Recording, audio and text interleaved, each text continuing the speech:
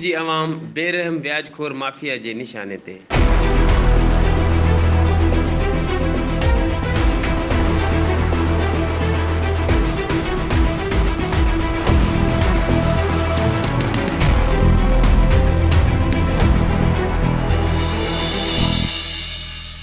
पूरी सिंध में जिते जुआ मनशियात सवे घर बर्बाद कया आहिनि, उते व्याज जे खुद कारोबार पिण आम माण्हू खे ख़ुदकशी करण ते मजबूर कयो आहे। समूरी सिंध जी नवाबशाह जी गुरबत में पीड़ियल अवाम बि व्याजखोर माफिया जे निशाने ते।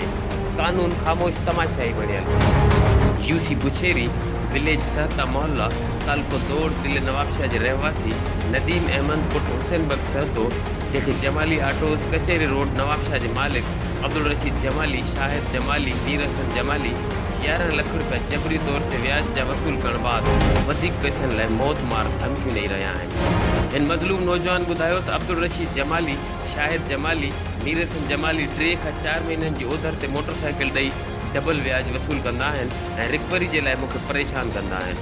HRJDO न्यूज़ सां ॻाल्हाईंदे हिन ॿुधायो त असां मोटरसाइकिलनि जो गॾिजी कारोबार कंदा हुआसीं, जंहिंमें हिननि मूं ते 18 लाख रुपया व्याज लॻायो, जंहिंमां 11 लाख रुपया जबरी तौर ते वसूल करे चुका आहिनि, जंहिंजा सबूत पिण मूं वटि मौजूदु आहिनि ऐं बाक़ी पैसनि लाइ दबाव विझी रहिया आहिनि ऐं मौत मार धमकियूं ॾेई रहिया आहिनि।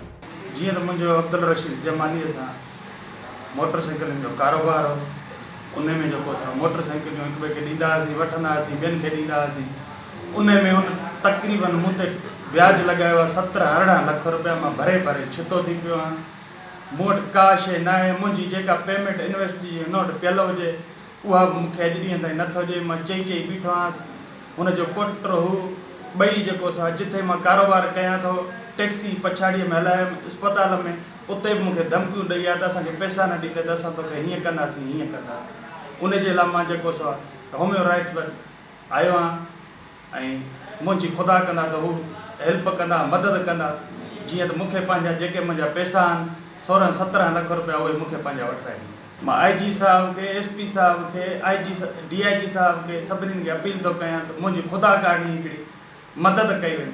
मूंखां व्याज वठी मूंखे हिननि तबाह करे छॾियो आहे। मुंहिंजो को बि कुझु बि न आहे। घर जा सोन ॿार बचनि जा सभु खपाए हिननि खे ॾिनो आहे। पोइ मुंहिंजी जान नथा छॾनि। मूंखे शोरूम ते वापारु करण लाइ मूंखे हिननि मजबूर कयो आहे। सुभाणे मूं को बि क़दम खयो मुंहिंजे बचनि जो, हुननि जो सभिनीनि जो रशीद जमाली ऐं शाहिद जमाली ज़िम्मेवार हूंदो। हिननि व्याजखोरनि जे ख़िलाफ़ सख़्तु कानूनी कार्रवाई कई वञे, मुंहिंजो जेको असां इंसाफ़ कयो वञे। मां हथ ॿधी अपील थो कयां। हिन मज़लूम ग़रीब नौजवान IG सिंध, वज़ीर आला सिंध ऐं आला अख़्तियारनि खां इहा घुर कई त हिन व्याजखोर माफ़िया ख़िलाफ़ सख़्त खां सख़्त कानूनी कार्रवाई करे मूंखे तहफ़ुज़ ऐं इंसाफ़ फ़राहम कयो वञे।